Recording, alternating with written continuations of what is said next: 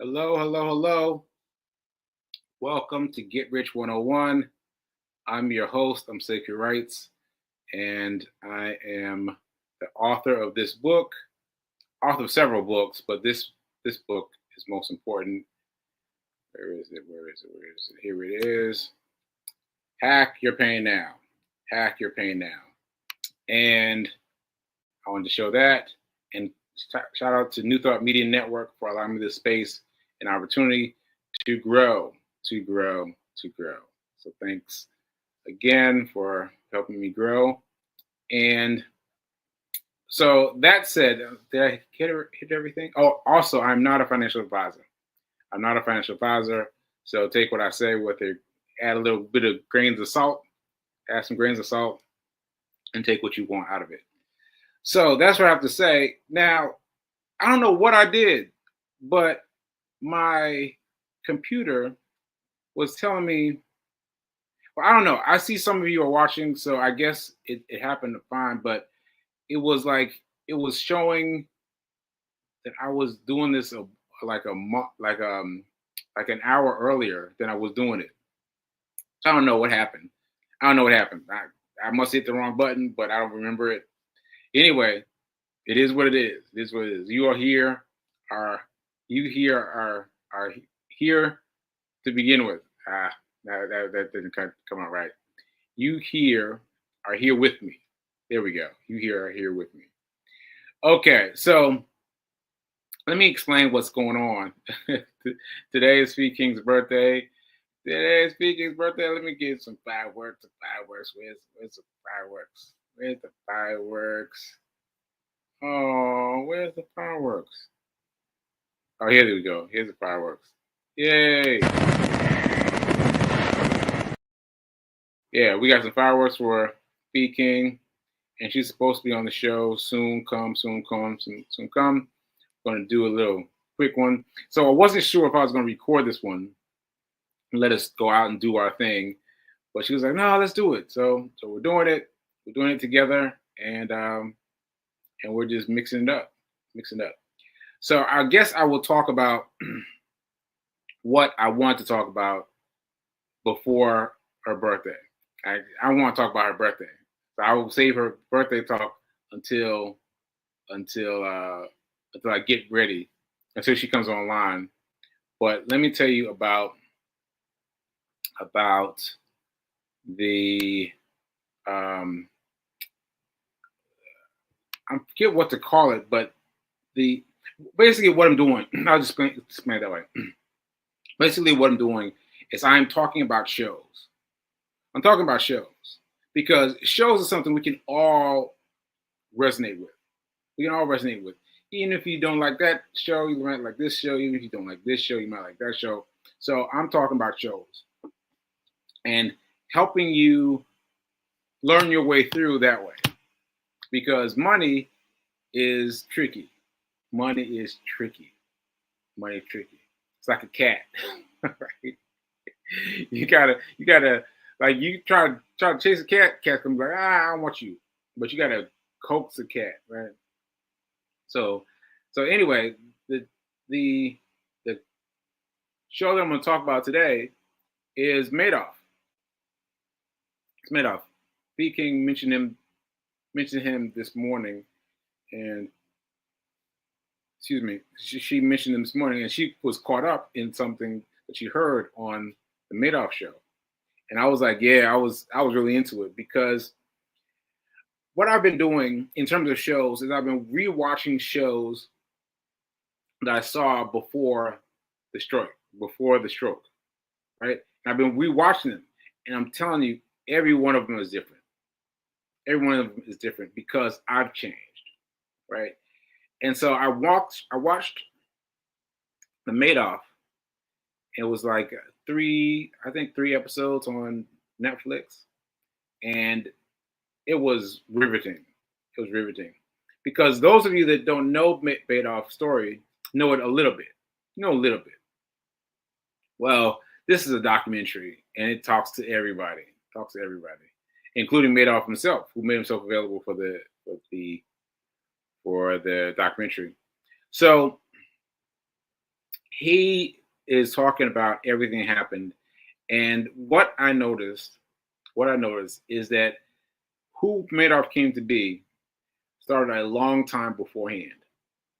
It started a long time beforehand because what happened was he went to law school, decided not law school's not for me, and then he started working for his wife's father, his wife's father at his wife's father his brokerage. I'm not sure if it was a brokerage, but it was something in the financial field. And so he Madoff lost a lot of money. Like a big group of people lost their money, and he felt so bad that he didn't want to be the one to tell them he lost their money. So he borrowed $30,000 from his father-in-law, to pay these people off. Right now his father-in-law could have said, "Listen, man, this is the name of the game. This is how the game is played. You lost their money. You gotta fess up to it, right?" But no, he didn't do that. He gave them the money to pay those people back, right? And so he paid those people out, and those people were like, "Wow, he gave us money, even though everyone else around us was losing money, right?" Because there was a time when everyone was losing money, right? So they were like, "Wow, wow, wow," and they're telling each other, and they started the beginning. This was early in his career. This is when he first started in his career, and then he kept that theme going. He kept that theme going. The theme was I will I will pay people off by borrowing money from someone else. I'll pay people off by borrowing money from someone else. So in other words, his his plan, his Ponzi, if you want me to use that word, but it was based on not wanting to tell people the bad news. That's what it was. He didn't want to tell anybody bad news. And so what he did was he borrowed money from someone else to pay them off. And so that enabled him to to to let me see how would he put it? He had two basic companies. Two had happened at the same time. He was a company. No, sorry, not a company. Two companies. One was the 17th floor, and one was the 16th floor of 19th. Sorry, the 19th floor of his business. Now, the 19th floor was a floor that was affluent. Affluent, looked pretty and shiny, and it was a trading company of some kind. But everything that happened on the company happened on the 17th floor. In the 17th floor was terrible. Looked terrible. There were bags on all over the place. It's like the difference visually between 19th floor and the 17th floor was tremendous. Right now, everyone says that they didn't know that he didn't have the money. Right, he did not have the money, and that's interesting because he he believed in himself. I mean, I hate to put in those terms, but that's the truth. He believed in himself. He believed in himself in order to to turn everyone's guidance against them. I guess that's one way of putting it. But he got everyone to look at him the way he saw himself.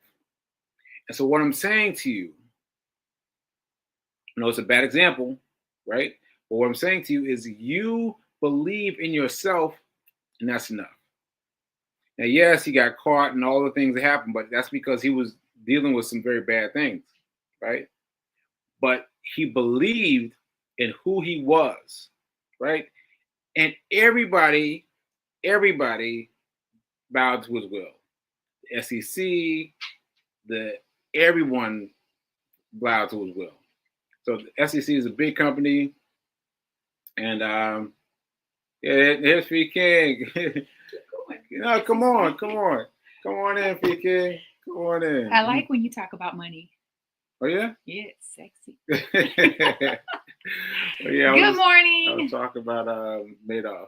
Yeah, we're gonna watch that documentary again because there's some things I missed. Yeah, you just caught a little snippet of it, and I fell asleep. On it several times. Do you have that video of you falling asleep last night with the cat? Just no, out while I was talking? No, but I will explain it. So she was doing something with her laptop, and I was trying to help. Yes. And I came over and sat behind her, and then she was talking about it, and I fell asleep on the floor. On the floor, I just fell asleep. Like mid question. I'm answering his question. Yeah. I'm answering your question. And I thought, he's not saying anything. And we were going back and forth. It was this natural banter. And I looked back, I just looked over my shoulder and I said, yeah. There was a time I would get upset, but it happens so often where you think he's ignoring you, but he's not. He has a brain injury and it is what it is. I think Sekou and Nelson both have the same brain thing going on because y'all tend to fall out. Like right now, Nelson's, his eyes aren't closed, but they were out at the same time. And Nelson was up and playing. And then literally it was almost as if he looked at Sekou and said, okay, good. Yeah. Yeah, I was out, y'all. So just to be aware of the fact that when I'm tired, I go to sleep quickly. And it doesn't within seconds. I won't stay asleep too long, but I'll just be out. Yeah. Be out. And it was a little scary for me because not only were you out, but you were lying flat on the floor. I can't believe you didn't upload that video that I wanted you to. I didn't upload that video. I'll just share it. I'll share it later. Yeah. Anyway. Great show today, sir. I want to point this out because Reverend Mel said this. One of my friends invested with Madoff. What? Oh. Thankfully, she got most of her money back as part of the recovery after he went to jail. Wow. That's lucky. Blessing. That's lucky. Yeah, that's lucky. Yeah. Because a lot of people put themselves on the string to get the money get the money paid back to them. Yeah. But but they I forgot what. A lot of seniors, a lot of people were investing for their retirement. Because I watched the documentary, it's just something that was happening yesterday. I don't know if it's a new part of the documentary, a different documentary, but I don't recall hearing that his sons turned him in. Yes. I knew they worked for him, but I didn't know that. But wait a minute, let me pause right there. I want to just finish that. I was saying that so people were using, like they do, for retirement. And so you have older people in their 70s and 80s who invested everything. And these poor people lost everything. Can you imagine? Because you no longer have money earning capability because you are in your 70s and 80s. And a lot of those people did not get their money back. That's what I wanted to. Yeah. And so a lot of things from that, because you had to look at the fine print. The chart. You have to look at the chart. The chart's going like this. It's going like this, but it's not going like this. It's going like this. And you got to say to yourself, nah, that doesn't seem right. But you know what? Sometimes when you're winning, you just want to focus on, I'm winning. Yeah. And if you don't have a lot of knowledge or any knowledge, you want to believe.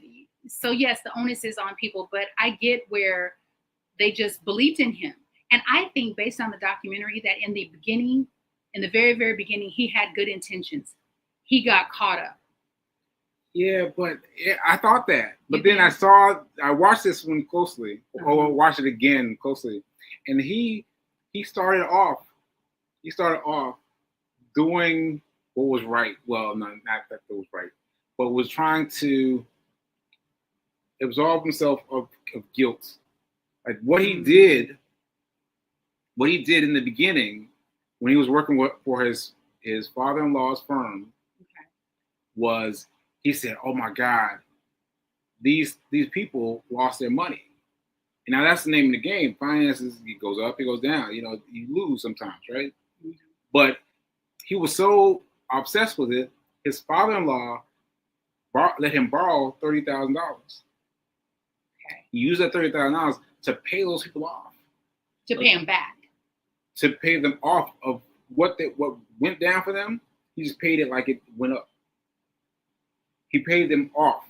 So you know how the chart goes like this, right? Uh-huh. Everyone like this. Everyone went like this. I forget which what it was, Black Monday or something like that. But the money went down, and those people, their money went down, and instead of paying them, but instead of saying, "Hey, you lost folks, your money," you lost your money, he borrowed the money from his father-in-law and paid them, and then they started talking about it. Bernie Madoff made me Bernie money. Mac, you mean Bernie Madoff? Bernie Madoff. Bernie Madoff. I'm like, Sorry. Bernie Mac went to prison. Sorry, Bernie Madoff. Bernie Madoff is the man. He's the person to invest in. Yeah. But I think when you say paid off, when I think of paid off, it means you give someone money to be quiet, to go away. So I think you mean no. So I'm just trying to find a way to phrase it, but they I don't know how else to phrase it. They put their money in, mm-hmm. They lost their money at some point, and they should have said, "You lost your money." That's what he should have said. Okay. But he didn't. Oh, he's getting birthday calls. Sorry. So it was too tight. And so you're trying to find a way to describe what he did. So do you believe that these people genuinely lost their money because the stock market can be volatile, it's up and down, that's normal. And instead of him saying, "I'm sorry, but you lost," he paid them so that he could keep them in his pocket so that he could build a business? It wasn't that at first. It was like, I don't want to tell them. I don't want to tell them that they lost their money. See, that's why I think he had good intentions in the very beginning. Yeah, and his father-in-law gave him the money. His father-in-law should have sat him down. He'd been in the finance world for a long time. Should have sat him down and said, "No, man, you gotta let him go." Mm-hmm. And that would have set the tone in a different way. But yeah. I don't know. I lost my train of thought. Yeah, no, you're on it. I think we're agreeing that in the very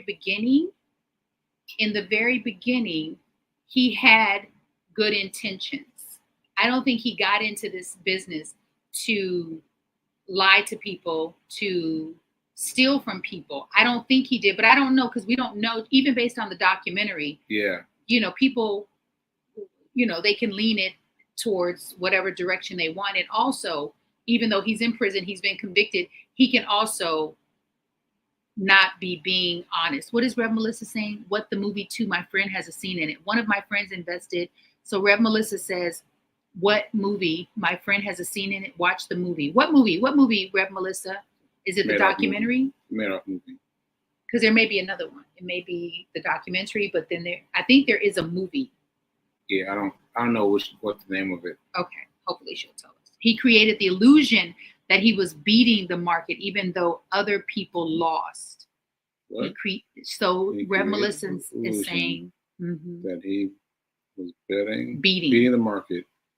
Yeah, and that's what happened every time. Every time, everyone went down. Mm-hmm. Like the big ones, Black Monday, whatever. Yeah, it went down. His went up because he's paying them from the allotment of money that he's got. So he's not investing anything. He's not investing anything in the stock market. Nothing. He's got now I don't know what they were doing in the trading agency, but so back to what you were saying, his sons turned them in because they were only on the upper level. The upper level meaning the trading floor. I don't know what they were doing. I do not know what they were doing, but there was a distinction between the place where you're doing the trades and a place where you're investing in stocks. No, not investing in stocks. Investing in a big Ponzi scheme. Yeah, a Ponzi scheme is basically holding the money until someone kind of tilts it. You got a whole big bundle of money, and then you pay somebody out if they want to get out, and then you got to get some more, and it's kind of like that. Yeah. So we don't really know. We don't know what exactly how he did it. Which means? Well, we don't know how he did it because how do you accumulate that amount of money without investing and getting a return on the money? Even though I understand that people were giving him money, thinking that he was taking their money and investing it. But at some point, his personal wealth was growing and he was paying certain people like a return on their investment. Very few, because he would literally say to people, according to the documentary, when they would question him, like, well, I don't understand what's going on. He was like, well, I can give you all your money back. Yes. Right? Like very manipulative. So people were like, what? You're going to give me? No. Keep it because I trust you. Mm-hmm. However, that's why I need to watch the documentary with you again, because I don't fully understand. Yes, you do. Yes, you do. You got it. But see, you already have a sense of, you have that sense of you already. Like, I don't know about this.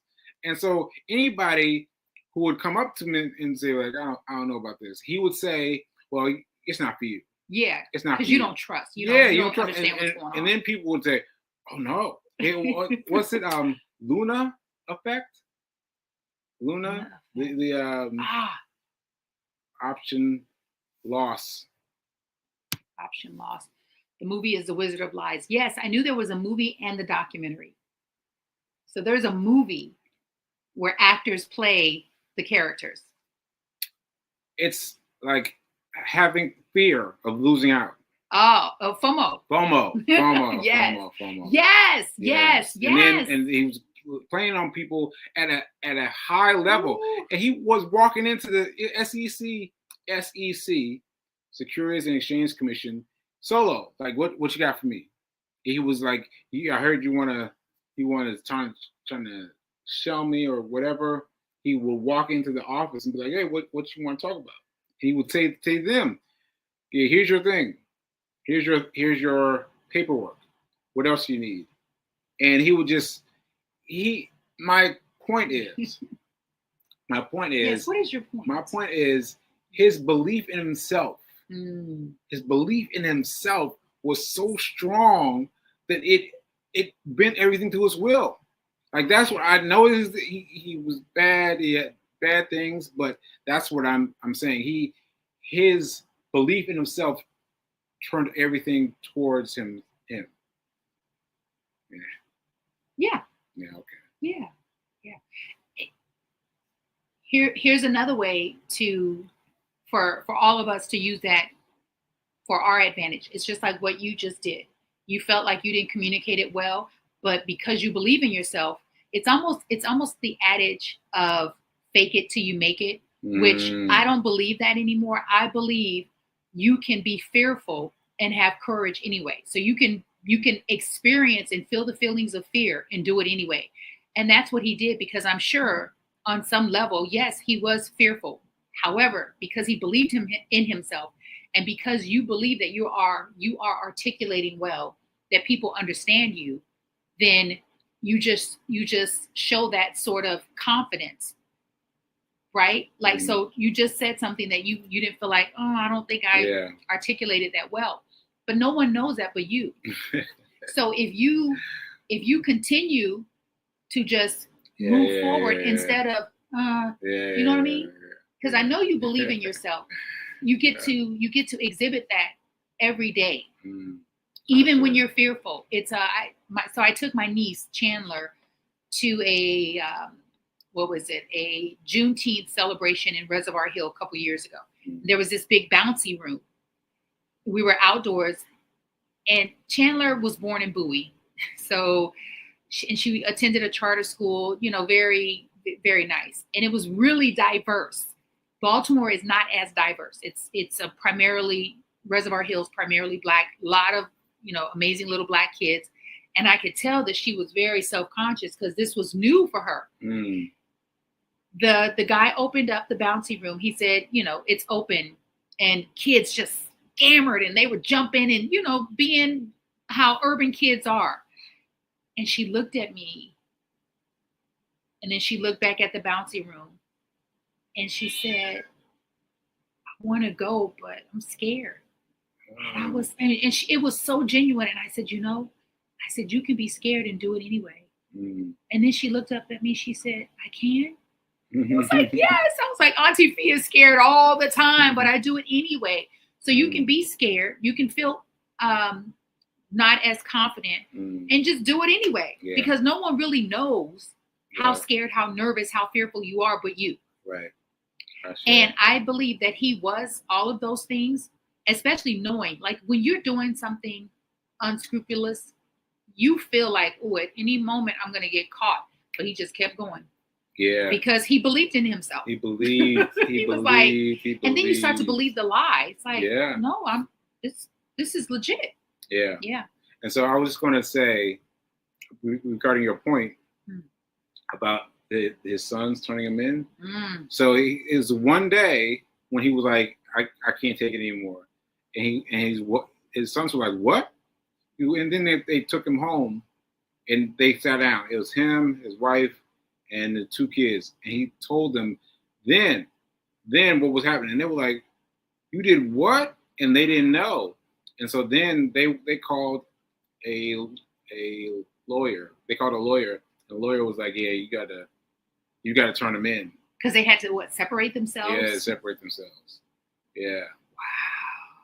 Yeah. Oh, yes. So thank you, Rev Melissa. And by the way, happy Libra season to Rev Melissa also.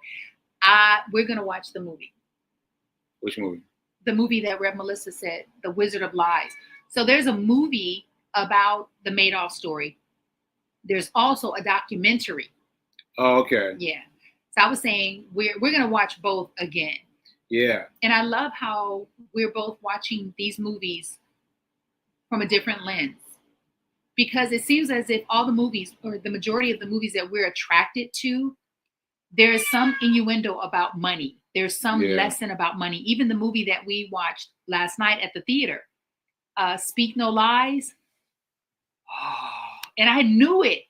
I knew that this movie, it's labeled, the genre is horror, but I was like, this is not a horror movie. This is going to be a suspenseful movie and a thriller. And there's going to be some lessons about money in it. And was I right?